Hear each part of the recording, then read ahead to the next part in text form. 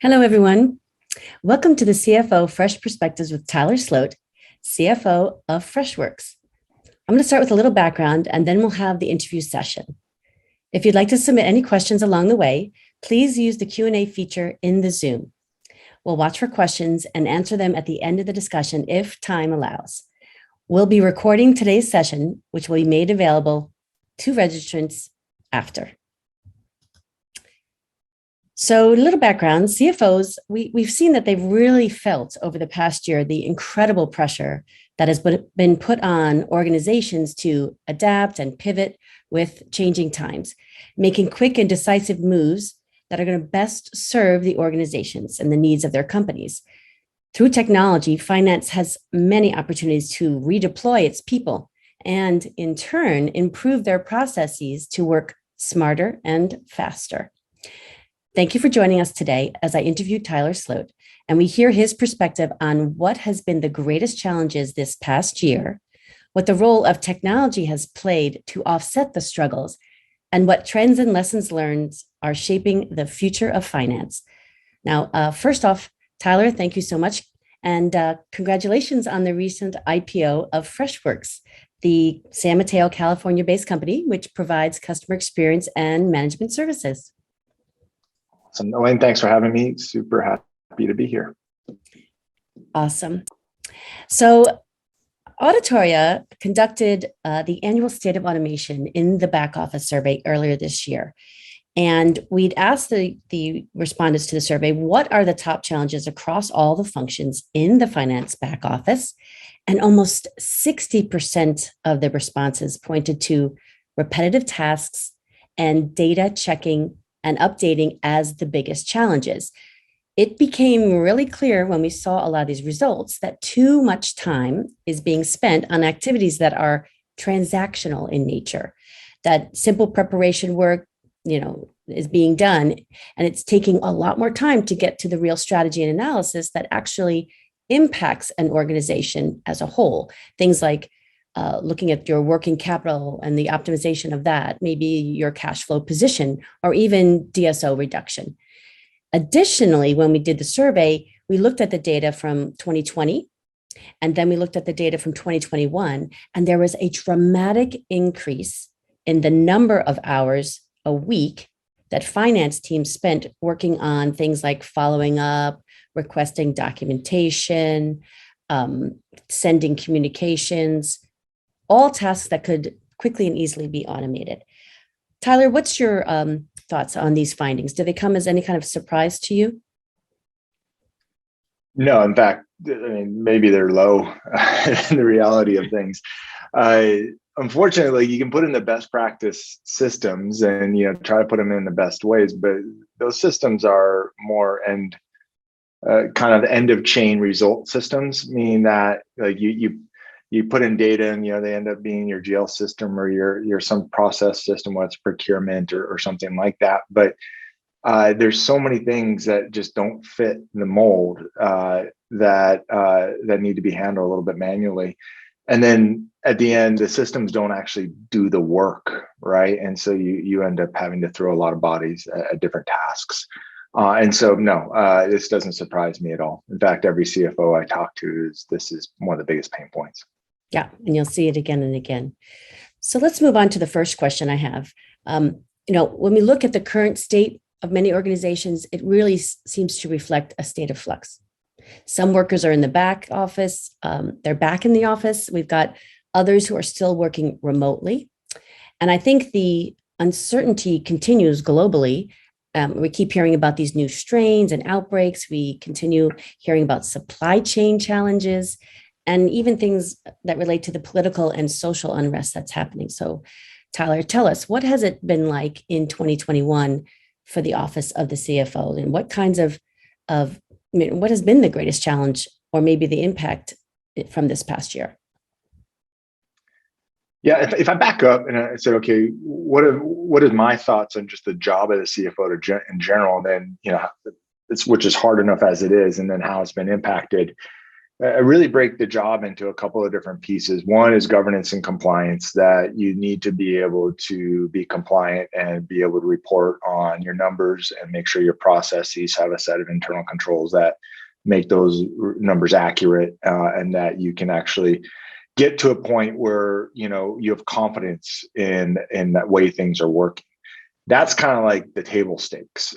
Secondarily, I think the biggest job for the CFO, the modern day CFO, which is really like the last decade as business models have changed, is being the owner of the business model itself and the kind of the guardian of that business model. And that's not a budget, right? It's a business model. Then once you kind of be the guardian, meaning that you have a business model that you can communicate internally, get everybody aligned to, which simply defined as the drivers of the business, and then create goals around that model that inevitably ends up being your operating plan. The second piece of that is putting an operating model in internally that then you essentially measure against those goals, and a lot of it's around data. The thing that happens though is that everybody wants to grow, and that's the biggest part of any business model. And how do you facilitate growth? And then oftentimes you only facilitate growth through economies and the other functions that you can get, typically R&D and G&A. And to get those economies, you just try to get more and more efficient. And knowing that if you can get more efficient in getting things done with governance and compliance as being the table stake, then you can afford to put more into your go-to-market motions and grow faster. That's already a hard job. What's happened over, say, the last year and a half, and specifically in 21, is that there wasn't much predictability in how things were going to lay out. And so as such, you need to you build some fluidity into your business model and your expectations. I mean, take a simple thing, which is not super simple, but like an annual conference where you have to commit to these things, as we did at Freshworks, 6 to 12 months in advance in terms of buying out hotels and committing to marketing event companies and things like that. And you're like, well, is it going to happen? Is it not going to happen? If I don't plan it, we're not going to do it.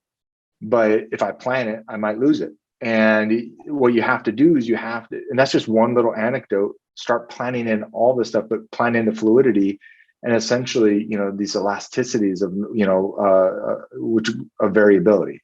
And that was hard this past year. It was really hard. And you had to be able to have control.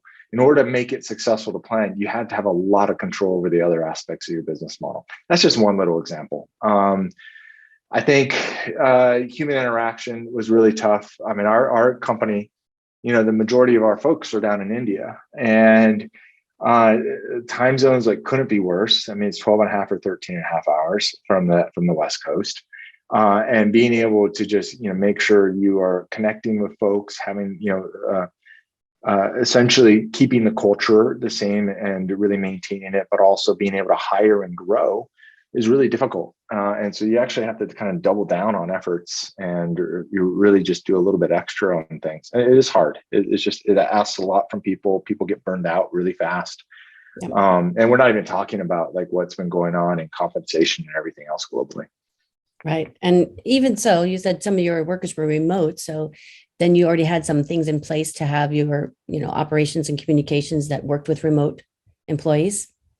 Yeah. I mean, so that happened before 21. That happened when COVID hit, and it is an overnight shift to work from home, where you have, for us, we've got an office in India that has over 3,000 people that were coming every day. And then all of a sudden you're saying, okay, nobody come in.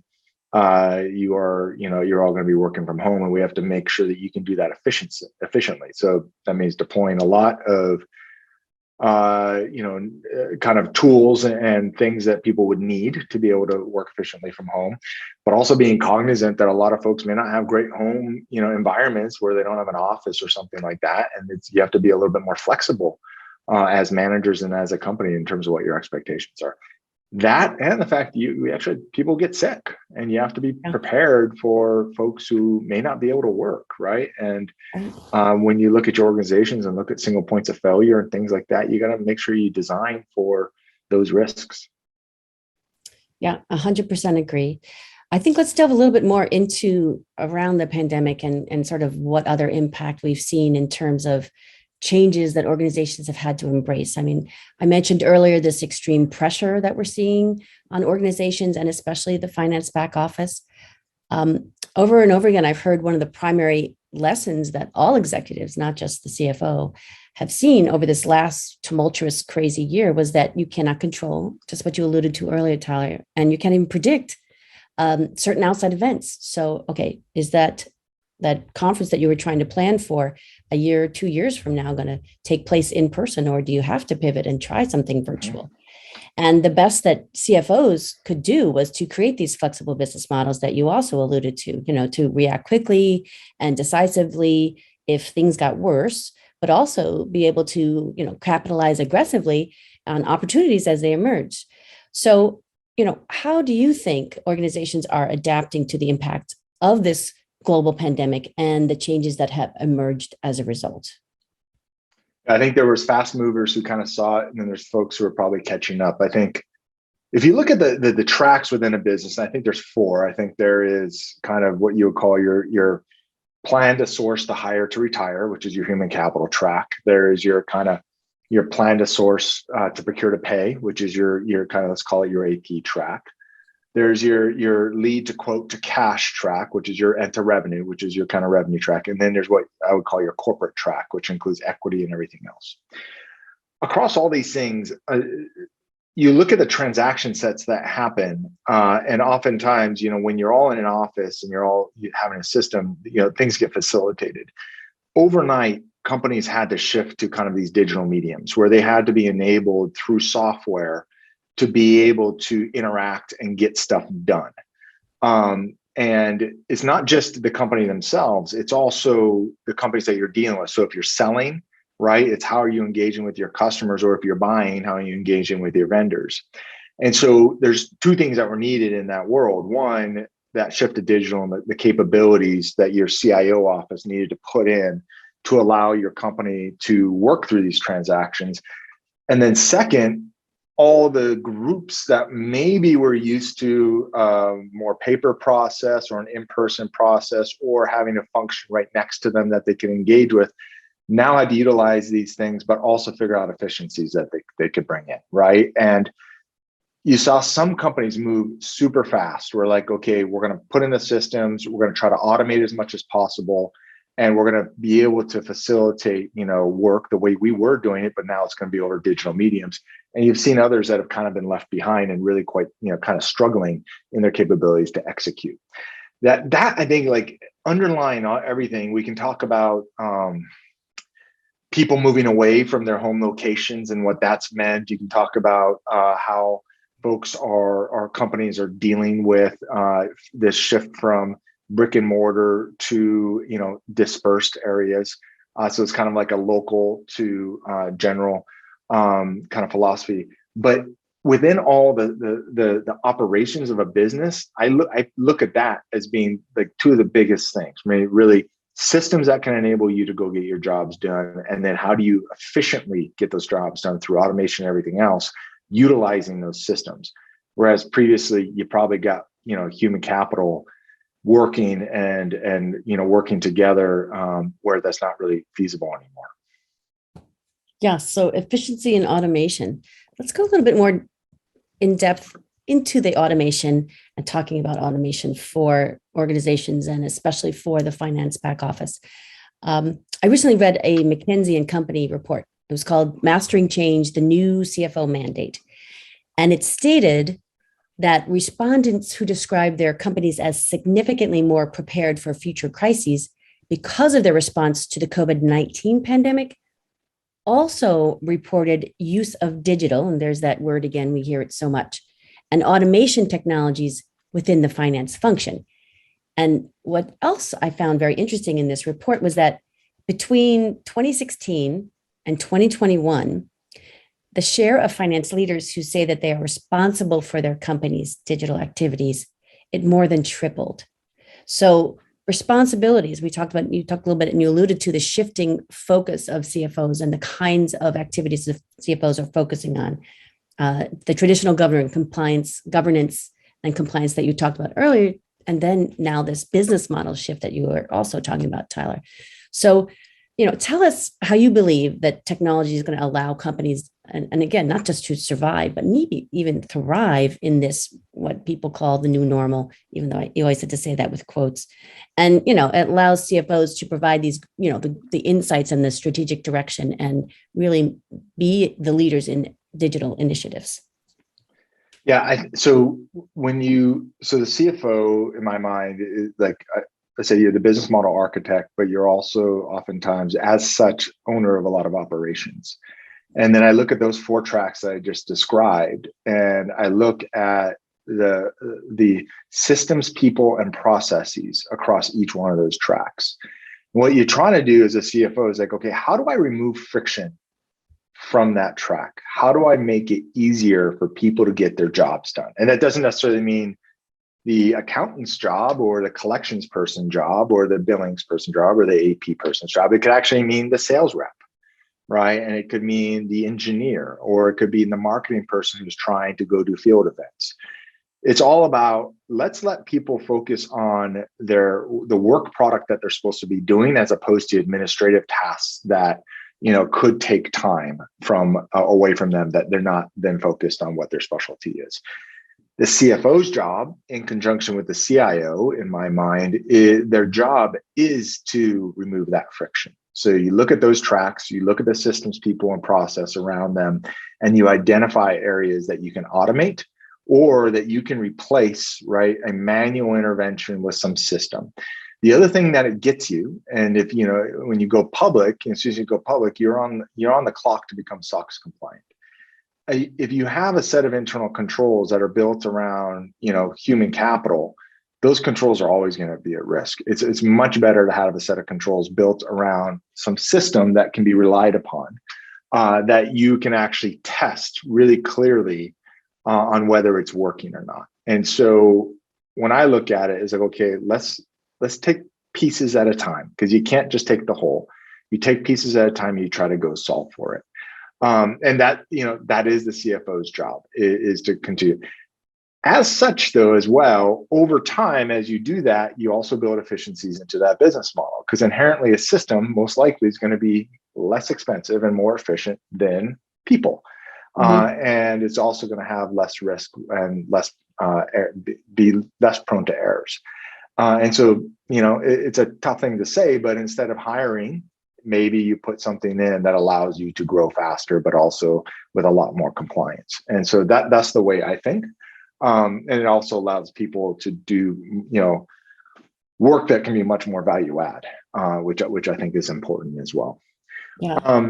We did get one question that invites on cybersecurity. That is actually really important as well. And with everything shift to digital, and inherently, as everybody's essentially, not in a physical presence, you don't have a server room that everything's behind a firewall anymore, then yes, there's got to be a reliance on your systems being out there and everybody having access to things. So yes, there has to be an overemphasis on putting these layers of controls in, as well as relying on systems that are going to be secure. And that's really important as well. Yeah, cybersecurity. So let's talk a little bit more, just delve into this piece. I recall in a previous interview I'd seen, Tyler, you were on the Auditoria CFO Corner, and you talked a little bit about, again, you talked about today too, but that CFOs are expected to be the business model architect. I think that's a great phrase to use. But you also mentioned something that I thought was quite interesting. You talked about having the most access to data, more than anybody else in the company. And that sets the expectation that you have to use that data to provide the true strategic support and direction. So how do you tie into data? And then let's even tie into this question of cybersecurity, right? And data that's now going not just within a contained network, but going to people's homes and through the office and everything else. I mean, how do you think technology can help you in that aspect, in looking at data and the role that the CFO plays in achieving strategic objectives? So the context is, as a business model architect and guardian, okay, you have a construct that you get everybody to buy into. Then you create goals around that business model. But then your job is to create essentially an operating cadence that you're providing the company and the leadership within the company the data that they need to know whether they're on track to hit their goals or they're not, and then opportunities for advancement or indicators of risk. To get all of that stuff, one of the biggest things you need to do is, number one, lock down your data, meaning that data, there can only be one definition of things internal to a company.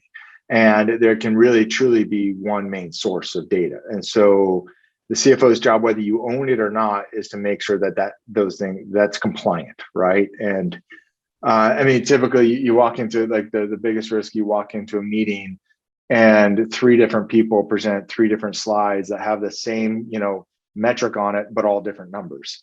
Yes. Like, oh, something's wrong here, right? Because then you don't have any alignment within the company. But secondarily, the source of all that is different. And that just means that, okay, you're probably at risk somewhere. And so lock it down first. And then 2, really make sure that you're providing it out. When you provide it out, that's what I think you're indicating is like, okay, you want to be as transparent as much as possible within a company. You also want to provide as much information so people can get their jobs done. In doing so, you're going to be at risk, right? And so relying on systems to be able to have, central areas that you can provide data is super important, whether it's dashboards or reporting systems, and a method that on how you communicate it is also important.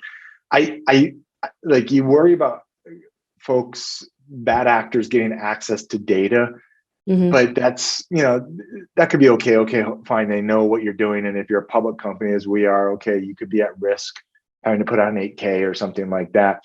The bigger risk is bad actors getting into your systems and being able to, really take over things or steal things. And that's what you really got to avoid from a security perspective.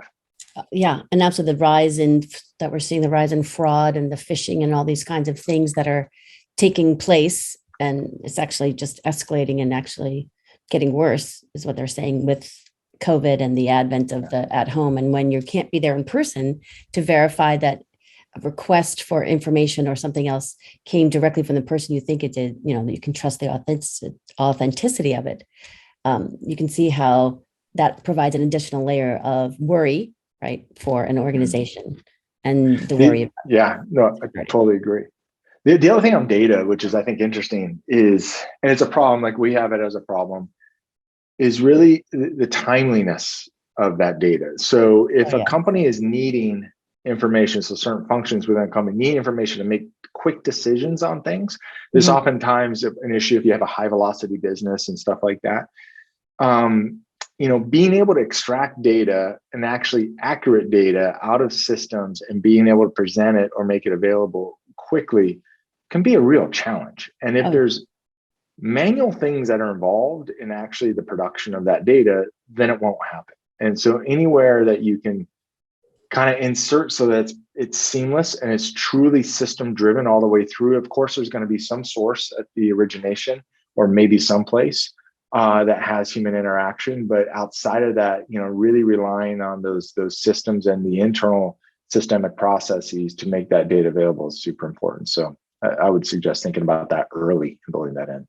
Yeah, the authenticity of that data, the real timeliness of that data, so that by the time you read your report or get your analysis together, that data is not a week or 2 weeks old and things have already shifted and changed, because it can happen so quickly now. No, I'm talking like, half an hour old. Half an hour there, even that, right? So as real time as I understand the data to be the most relevant, the most accurate, and the most recent of all the information that you're viewing, making decisions on. Absolutely. Yeah. It also, like, it's not just about the operation. It's also like, you think about close, like accounting close, and how do you get to a period, like as a CFO, I talked, that first thing I said, governance, compliance, and getting your books closed. That's the table stakes. Right. It is, but then you actually look at it as like, well, how quickly can you do it, and how accurate can you be when you do it? And, so I think I started, we were at, plus 20 something days to close, which is not great, but it was, totally reasonable based on where we were. And the teams it's not like they weren't killing themselves. They're working super hard.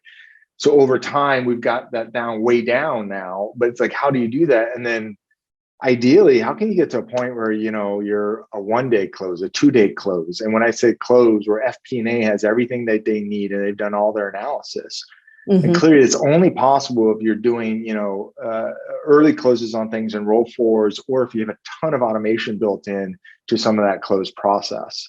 But once you get everything, like a lot of the other pieces in place, that is the job of the CFO as well, right? To get that all there and get that done. So that brings us, that's a great segue to our next section, because the future of finance, the one-day close.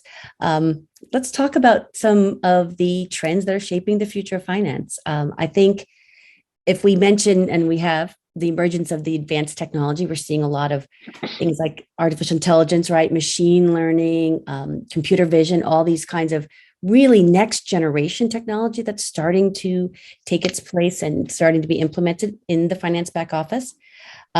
Obviously, when we talk about what we saw at the beginning of the session, where there's still a lot of manual work and there is still a lot of digitization that can take place.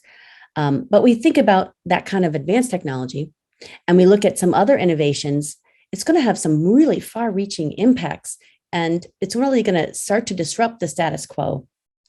And I think it's going to create a lot of new opportunities across multiple industries, many industries. So if I think of some examples, if you look at things like the use of blended data, right? And that can provide a really like seamless customer experience, or, having bots in what we like to call smart bots that handle things like customer acquisition, vendor onboarding, maybe even queries, right?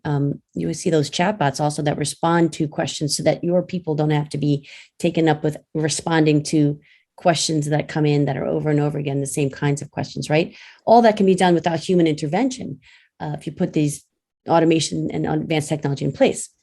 And I think another trend I've been seeing too, and I hear from a lot of organizations, is, the trends and the technology that we see on the business to consumer side, it's really starting to be adopted by the business to business product and service sectors. So in your opinion, what do you think, or what have you seen are other trends that are shaping the future of finance? So automation in general is a huge trend. So there's a question on here: as you went from private to public, did the month-end close reporting process change and technology play a role? The answer is absolutely, right? When you go public, you are on the clock. And so you close a quarter, you typically will have a cadence on how you're reporting that quarter, which is, you can look, and it tends to be between 4 to 6 weeks after the quarter. In order to back into that 4 to 6 weeks, you have a period of time that you're going to be drafting your earnings and your script. And that can take, your press release and your earnings and your script, that could take on a week or something. You back into that, you need to have an audit committee meeting and a board meeting to go through that script and everything. At the same time, you should be drafting your 10Q. When you back into that, you should have had a close meeting as a CFO. Our goal right now is to have close meeting at, day 8. And I say day, and I don't say business day. It's like day 8 after the end of each period. We have monthly close and we have quarterly close. And we have, a meeting for each one. The quarter is a little bit more in depth. In order to do that, FP&A has to do all their analysis, which means all of the accounts need to be closed. So this isn't just accounting. These are all other metrics within your, that you're tracking as an organization. So when you look back, you back into it, it's like, holy cow, what do you need to be able to do? In essence, you got to get to an accounting close on like day 4.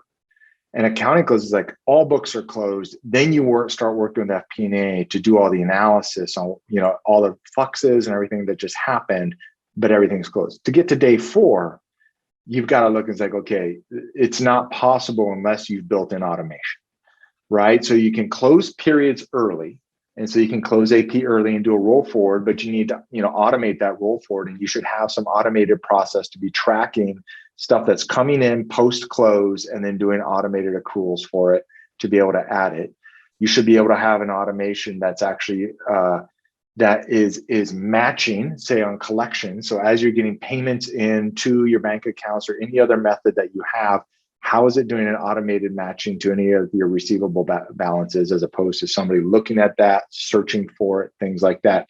You can automate all of this, right? You can automate a lot of your normal processes around prepaids and deprecation of those prepaids, or any of these other accruals that you will go through, or the inverse accruals. And that's all stuff that, you can rely on technologies to do. because but most often those technologies are going to be outside of, say, that core GL system or that core procurement system, because most of the technology will have to look into both of those systems, right? And a lot of it is kind of like bot technology or smart bots that are going to be able, you can train to go look in two places, match stuff together, and come out with an output. That is the trend, right? And the second thing is, when you do that, you're taking away some risk, because then you can test the transactions that the systems did, as opposed to having to test all these physical transactions that people did. And inherently, the people transactions are going to be more at risk of having mistakes to them. And you can't just run a report on people transactions, right? And you can actually do that on the system transactions. That is a trend. I mean, it's funny. There's a friend of mine, he's another CFO. If he's listening, then he knows I'm talking about him. We share board members. And one of my first, board meetings, the board, and I've known him for a long time, awesome guy. I told you we're at like 20 plus days, and they're like, so-and-so, he's at a 2-day close, full 2 days with, all analysis. I'm like, are you kidding me? Like I called him up. I was like, dude, you're not helping me right now. This is not helpful. I mean, this is like, why don't you add a couple of days? Let's just, go play golf for a few days, and then you making make everyone look bad, right? Exactly. You're just doing too good of a job. But that's where we all need to get, right? That's where we all need to be. And it's just data, it's processes and data. And then once you have it, the other thing is, you need it fast so that the business can make decisions, right? As soon as you close and you know everything, then you can, like, if it's at an annual, like we're at year end right now. And so we're looking, like, every day I'm having meetings with the teams, like, okay, where are we going to end? Because we're looking at all the planning for next year. Yeah. And a lot of it's contingent on where we end, right? And so the better we can get at that predictability, but the quicker we can get to those numbers, the better decisions we can make for the new year. Yeah, absolutely. Absolutely. Yeah. You got to see what you did last year and to be able to compare it so that you can make the right plans and pivot and change and sort of infuse that insight into the way that you function for the future, for sure. So another one, I thought this is an interesting topic, and you mentioned it, Tyler. I think we've seen a lot of media attention on what is being called the Great Resignation. For those who aren't familiar, maybe haven't heard of it, it's in essence a phenomenon that has emerged that's showing workers are quitting their jobs in unprecedented numbers. And what we're seeing is that they're not just quitting, but they're really rethinking what they want out of work. And then they're shifting their expectations about what professional life looks like. So what are your thoughts on the Great Resignation and its impact on both the professional and personal aspects of living and working? Yeah, well, first, it's a real thing. And attrition is always going to be a problem for companies, and making sure you have a culture that you can show employees that they have a path to career advancement and doing really well, which is super important. But even if you do that, successfully, I think you've been impacted over the last couple of years. I think certain functions, based on my discussions with other CFOs and companies, certain functions have definitely gotten hurt, or it's harder for certain functions more than others, which I'll talk about in a second. But there's a couple of drivers for it. Number one, I think just COVID have made people just rethink everything. But two, when you start working from home, and then when you realize, well, if I'm at home and I don't need to commute to work every day, and I can live someplace else, right? And if I live someplace else, well, maybe my lifestyle could be different if I could choose someplace that I could have more affordability. And if I do that, then maybe I don't have to have a job that I'm just grinding all the time. And so what I think companies need to do is they need to recognize that this is a reality, and that they need to be more flexible, right, in the way they think about their employees and where they're going to be working from, and things like that. Which means that you need to realize, like, we started hiring. I would prefer that we hire in our hubs. We're not going to just open up offices everywhere, but we are hiring everywhere, meaning that you can work from home if you find the right individual. We will hire you. It doesn't really matter where you are. There are nuances, like we don't want to open up new countries that we're not already in, because there's a big, compliance kind of hurdle there, but we're already in now. When we do a kind of a census of where our employees are, I think we're almost to 30 different states in the US that we have employees now, where it probably was half of that pre-COVID, right? It just means there's this just massive dispersion. So that's a real thing. The second thing that's happening is that there's just kind of been this paradigm shift when you actually talk to the Radfords, the Compensias, and all these companies, and then you look at what's going on. There's paradigm shift from the companies to the employees in terms of compensation expectations. And so I think coupled with the Great Resignation, which means that turnover is high and that opens positions are high, so that there's this bigger need to hire people. There's more of a demand, like the employee has, the individual has more power in what they're asking for in terms of compensation. That is a dangerous slope, because then it trickles through the whole company. So if you're hiring people at the same levels for more, then you realize everybody else at the existing levels is effectively misleveled to market. Yes. I don't think it's sustainable, because it just... do you think it's like a bubble? It's going to be sort of like... I don't know if it's a bubble, but I think what's going to end up happening is that companies will have to rationalize. So the business model that we drive, we don't hand out headcount. We hand out dollars. And it's not even handing out. We actually hit an ARR threshold, and then we spend by function to percentages based on that threshold. When we spend to percentages, we're telling managers, hey, you have this much to spend. If you want to use it to compensate your existing people at a higher degree, sure, you got to partner with HR, make sure we're not creating imbalance, but you can do that. So if we go through a focal process and the focal is higher, then inevitably all it means is we have fewer people to hire.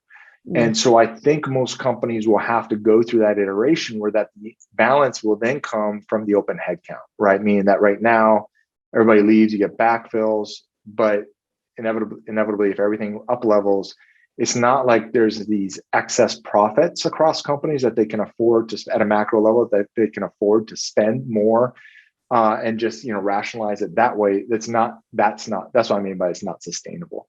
And so it will level out at some point, but it might mean that, at some point, those open headcounts start to shut down because the companies have already hit the budgets at what they can expect to spend.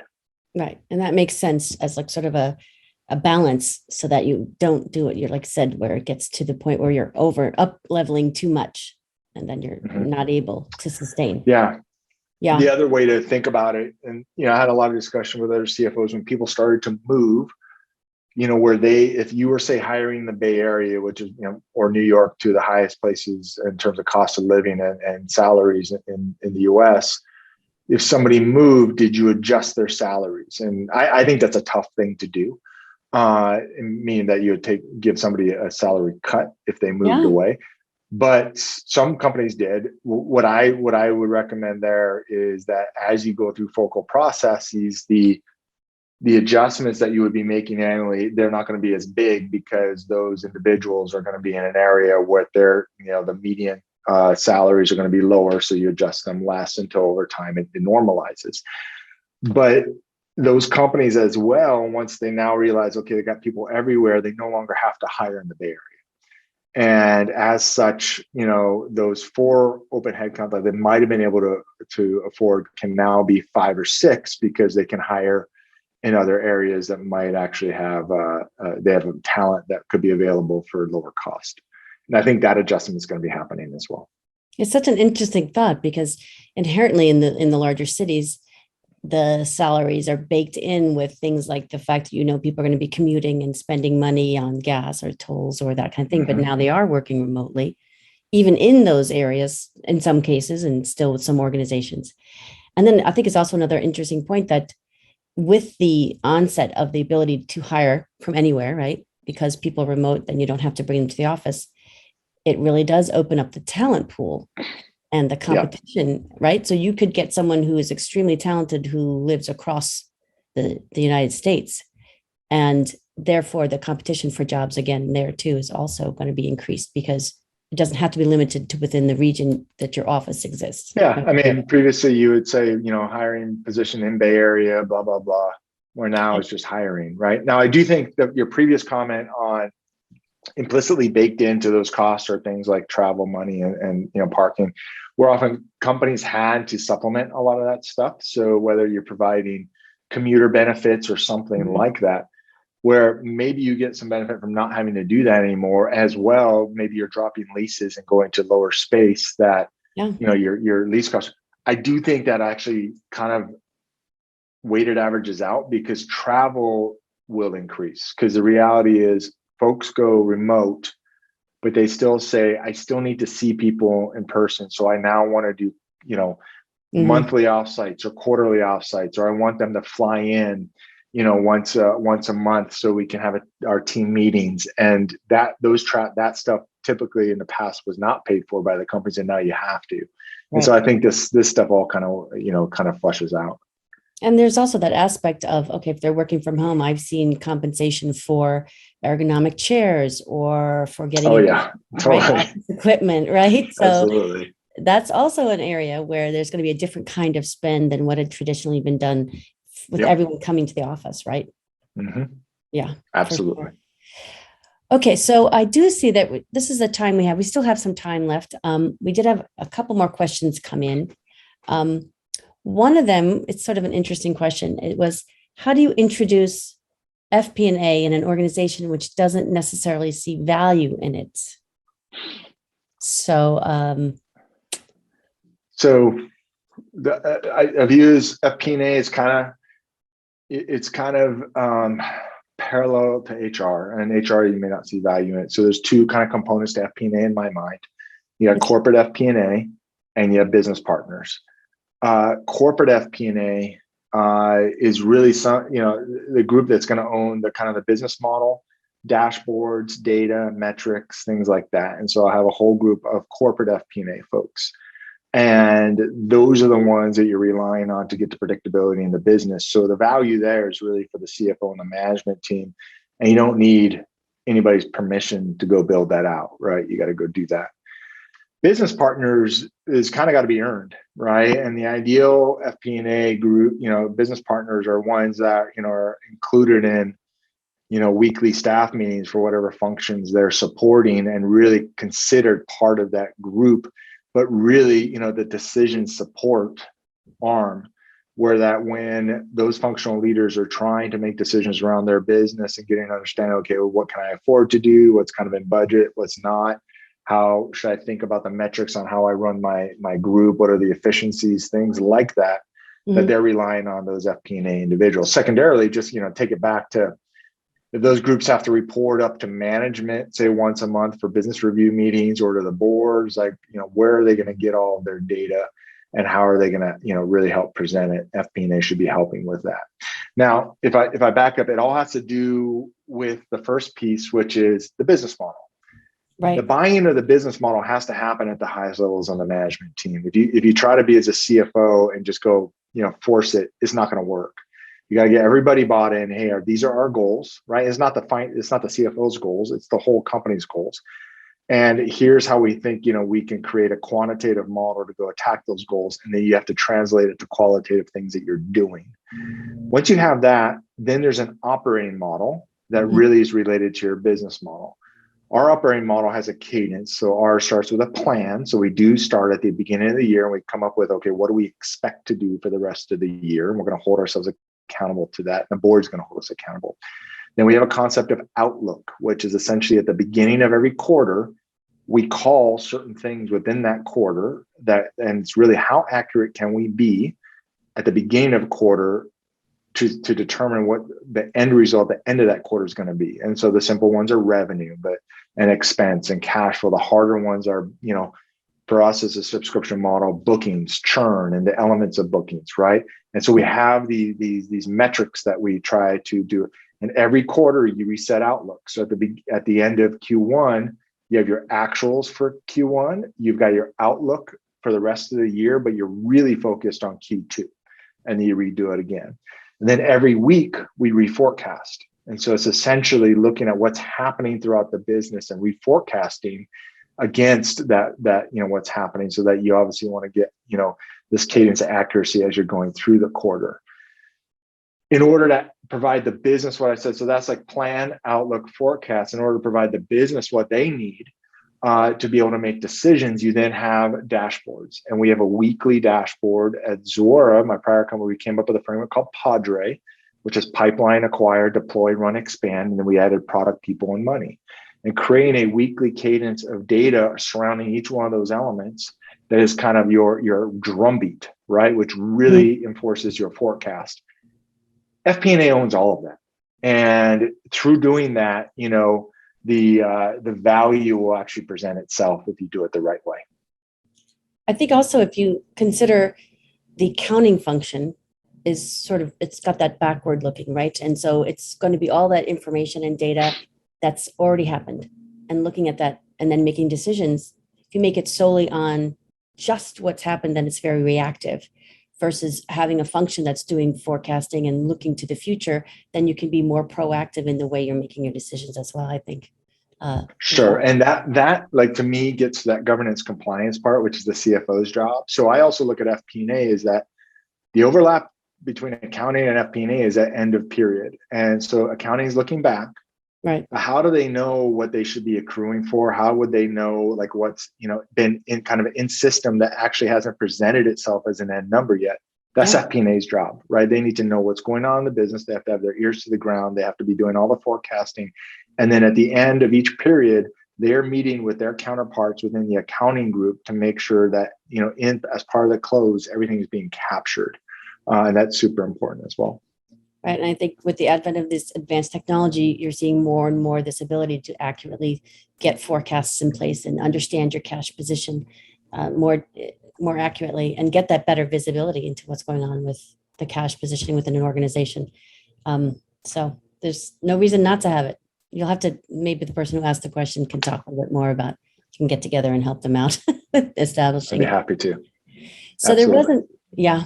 There was another question that also came in. I think this is interesting, that kind of looks to the reason and partly why technology, and as we put technology into place, the question was, do you think a data science degree or data information degree will become increasingly necessary for a finance career?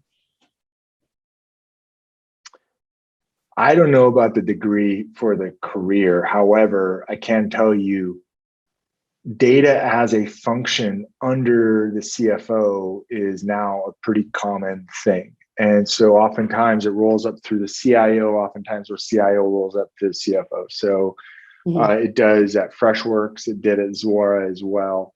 And then we have data groups. And so like our CIO organization has a couple of different parts. It's got the corporate IT part, which is kind of, the individual as well as the facilities aspects of just getting, the technology that helps people get their jobs done.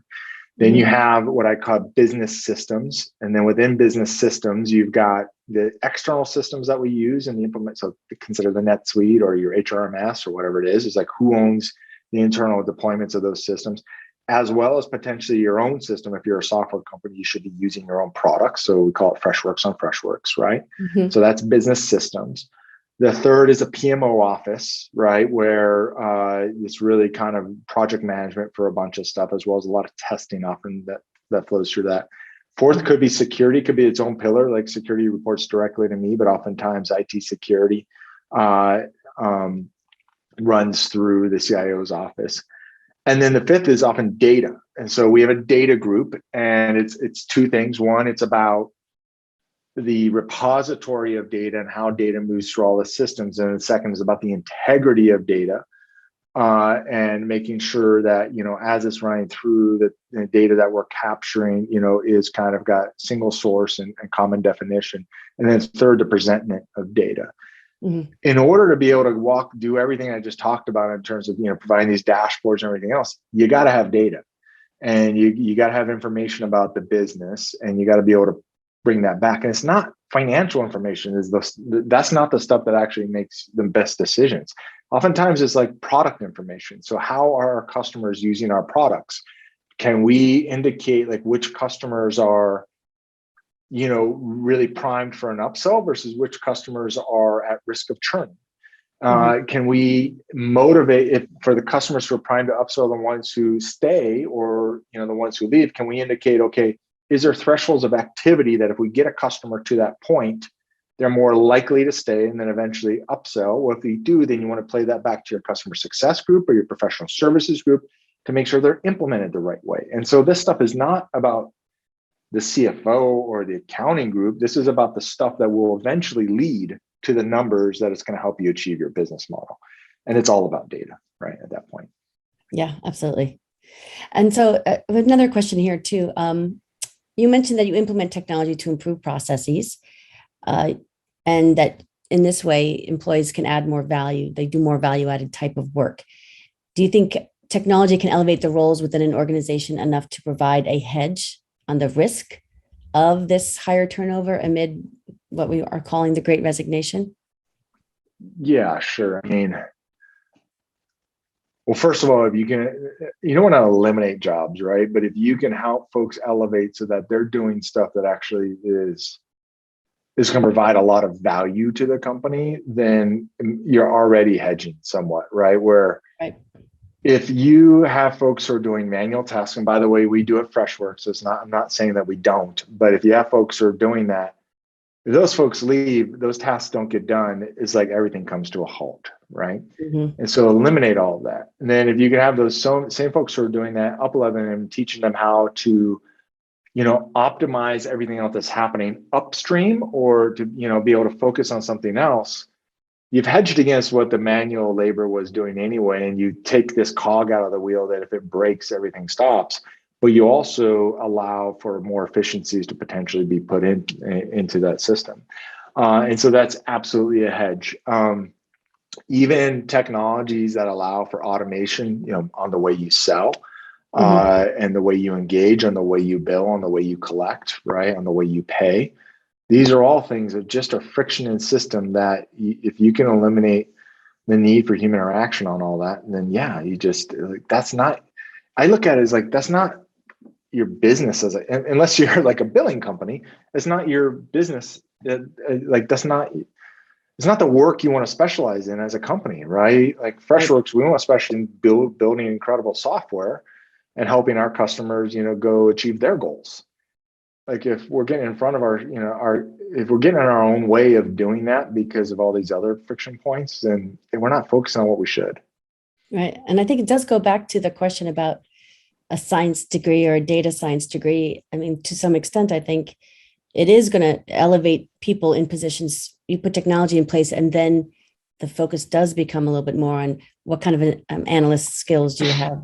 What kind of skills do you have to be able to take information and find the insights in the data? And I think in that way, you will see a shift in, or even a level up of what your employees are capable of. Because 20 years ago, those roles were like at consumer product businesses only, or really big companies.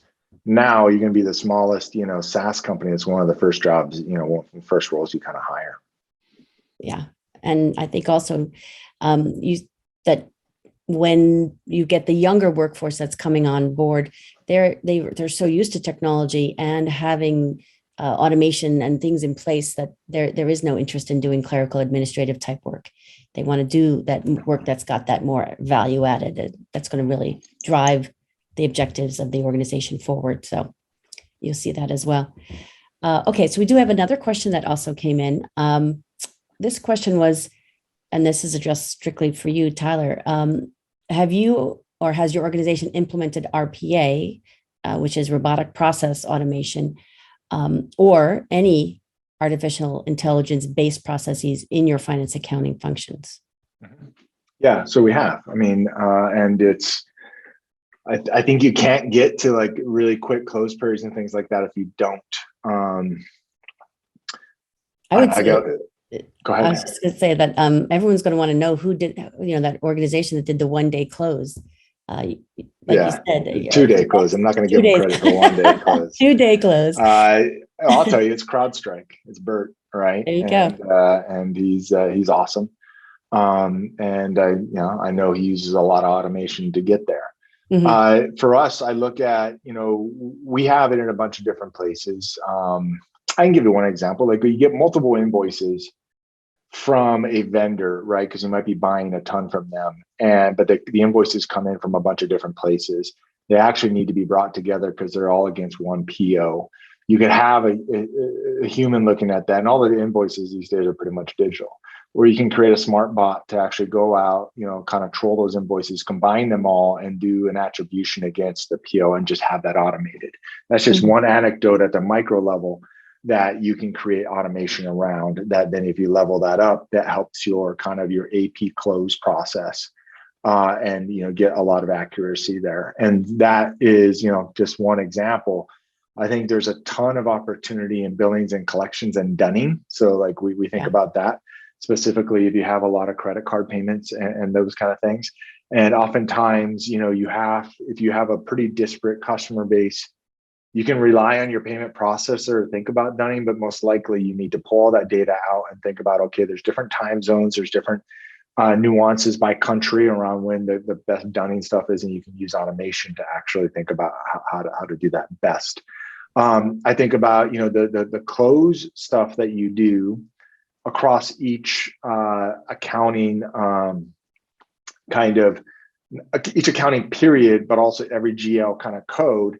A lot of it is just the same exact stuff every month, right? Where you're kind of looking at something and you amortize the same amount, but you have to look at how much balance is left to make sure you're not going over, look to see if that balance.